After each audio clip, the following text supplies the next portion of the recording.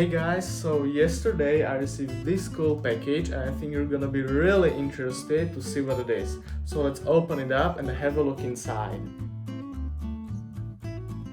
And big thanks to PCBWay, the provider of the goods inside, but more about them later in the video.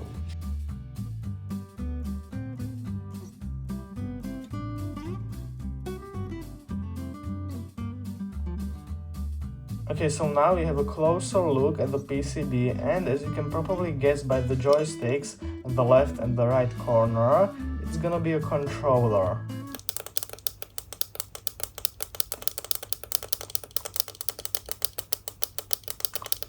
And to make the design way simpler, I decided to separate the main chip and put pin holders in there so that I can just slide it in and I don't have to worry about this part.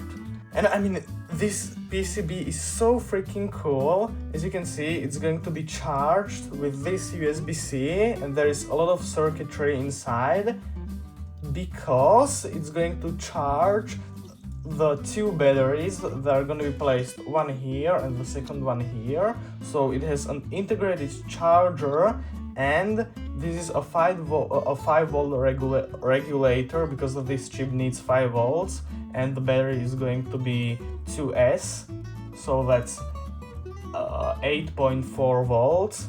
And this regulator will hopefully bring it down to 5 volts. And as you can probably guess, there is something missing there. That's because I wanted to solder this switch there myself.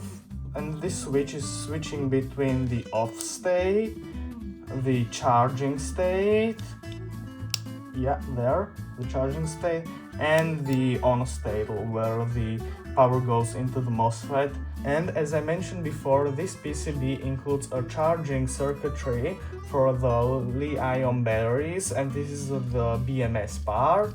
Up here is the MOSFET, which is part of a voltage regulator. Here are the two joysticks. Here are a couple of MOSFETs so that I can control some vibration motors and, you know, just some other peripherals as well. Here are some ICs, and I hope I will be able to hook it up to a speaker and play some music or sounds for that. Here are just some random pin headers in case I need to connect something. And then here is the USB circuitry because it's a USB PD system, a power delivery system, and all of this circuitry helps the power delivery system function. PCBWay helped me to finance these cool PCBs, making this controller project possible. They are a manufacturing company in China making a variety of PCBs, but not only PCBs. They also do the assembly, which for me is a must-have, cause I sure as hell won't be able to do it myself. I'm too clumsy for that. You can go to their website, upload your files and get an instant quote on your order. The assembly process works like this. You provide the list of parts and then they will do everything for you, like outsource the parts, get them ready and finally assemble. They also send you a picture confirmation so that you can check everything out. Pretty cool, right? By the way, they also shipped me this nice bag and there are some cool merchandise inside. And I mean, the best thing by far is this ruler. And I mean, it's exquisitely beautiful, like really nice, and you can literally see the SMD footprints of different components there. Anyway, I want to thank PCBWay for sponsoring this video.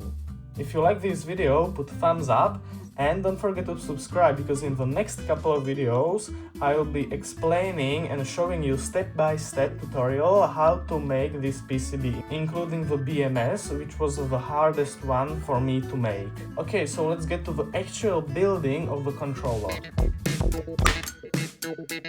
So I designed and 3D printed this casing and the PCB fits right in. Alright, so I got the switch ready and now I'm just gonna solder it right here and then we can move on to building the controller.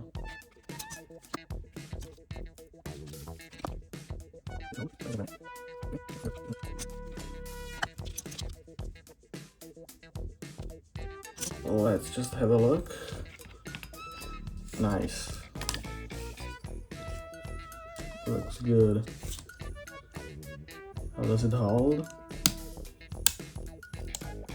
Nice. Okay, works fine. And you can see there's the hole for the USB-C. Right there. And I even printed like this top part